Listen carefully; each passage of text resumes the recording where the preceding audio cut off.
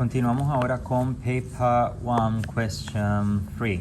Okay, la pregunta número 3 del papel número 1. Esta es una pregunta que se llama análisis estructural. Es decir, que en esta pregunta no vamos a analizar palabra por palabra, device por device, sino la estructura en general.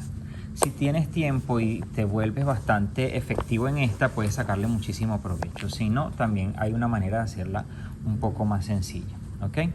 Dicen que es difícil, ya que los estudiantes suelen dedicar más tiempo en buscar las características de la número 2 que en esta. ¿Okay? Sin embargo, sabiendo qué es lo que vas a buscar aquí, qué es lo que vas a hacer, se te va a facilitar.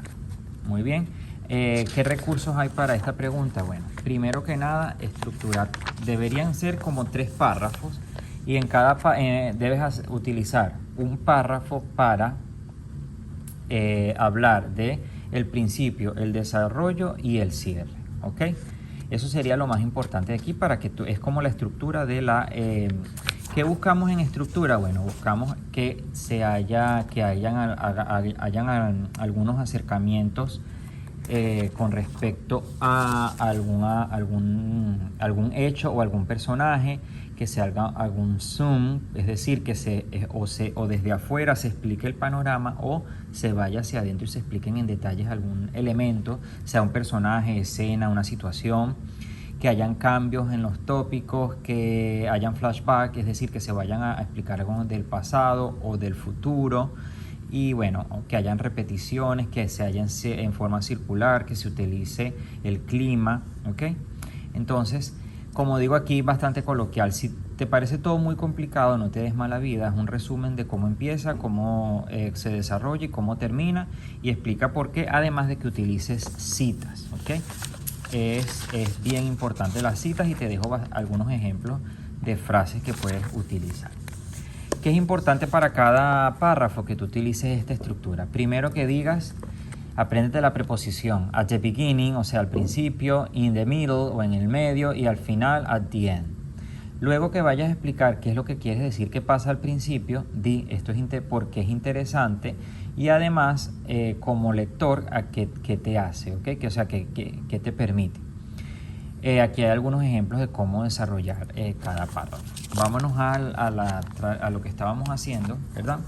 Tenemos aquí nuestro resolve. ¿Qué va a cambiar aquí? Vamos a leer, por ejemplo. Tenemos acá que es nuevo en esta pregunta. Primero que nada, que a diferencia de las dos anteriores, esta se trata de todo el documento. ¿Okay? Tienes que volver a todo porque obviamente si vas a hablar de inicio, si vas a hablar del inicio, desarrollo y cierre, vas a tener que entonces hablar de todo el trabajo, ¿verdad? Todo el texto. Muy bien, entonces aquí como pueden ver tengo mi párrafo para inicio, mi párrafo para desarrollo y mi párrafo para el cierre. Como ya les dije, ¿en qué te vas a basar acá? Muy bien, entonces, ¿qué tenemos en cada párrafo? Primero que nada, como les dije, ¿ok? Al principio, ¿ok? At the beginning, luego, entonces después digo, después el escritor se mueve, en vez de decir in the middle, puedes decir, bueno, luego el escritor se mueve a describir, colocas el otro ejemplo y then como para decir al final, ¿ok? ¿Qué es lo que hace? Aquí porque no quise ser evidente de poner inicio, desarrollo y cierre. Cuando tú aprendes un poquito más, entonces tratas de no ser tan obvio, sino a lo sencillo, inicio, desarrollo y cierre, ¿ok? O sea, at the beginning, in the middle y at the end. Y después explica.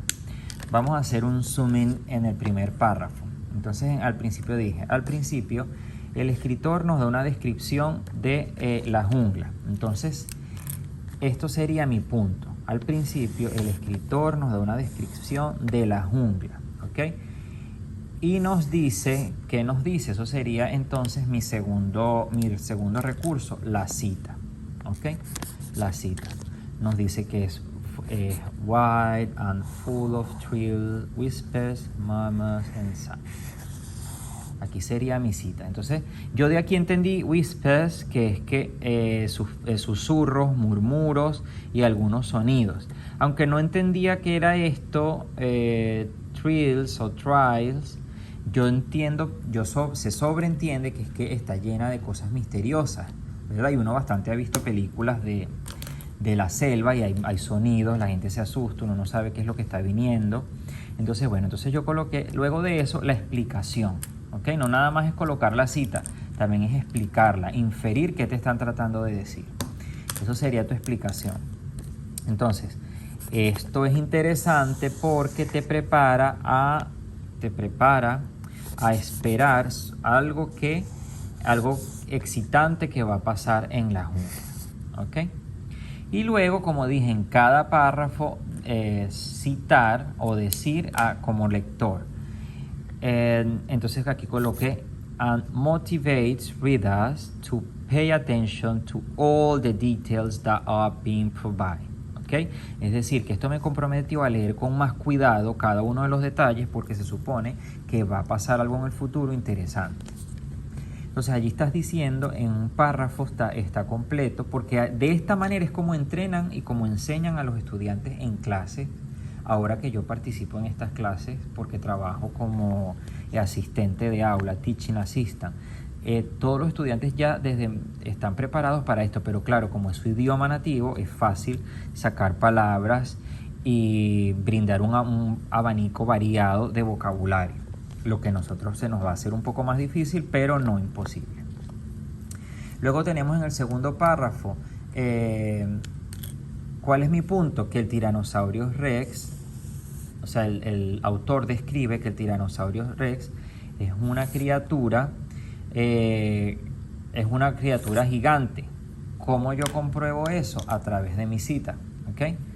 A través de towering 30 feet above, es decir, que se alza 30 pies de alto, como a mitad de los árboles, ¿ok?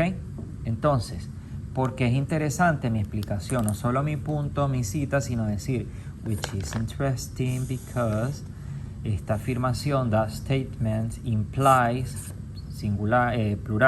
implies how intimidated is to them. So, cuán intimidante fue él para las personajes que estaban allí. Por último, que no se les olvide, as a reader, that makes me imagine, o sea, como lector me hace imaginar cómo serían mis emociones y sentimientos al sentirme amenazado por un gigante dinosaurio, ¿ok? O por un dinosaurio gigante en español. Igualmente el párrafo final. El escritor luego se enfoca en el pánico que tenía el protagonista, que es Eccles. Y yo coloqué una cita, ¿verdad? You can't kill it. Esto no se crean que fue muy fácil, pero bueno, de alguna manera uno tiene que estructurar el párrafo a lo sencillo. You can't kill it. Entonces yo digo que ese statement suggests como un respeto o miedo hacia el dinosaurio. Y como lector, el resto, eso me hace como querer interesarme en adentrarme en el resto del texto porque me intriga y me resultaba excitante. Entonces esto sería un ejemplo de la pregunta número 3. Recuerden que yo no soy todavía proficient en inglés, todavía yo no hablo perfectamente el inglés y esto es una manera de cómo acercarnos a esta prueba utilizando las herramientas y técnicas que les dejé. Si yo pude, ustedes también pueden tranquilamente.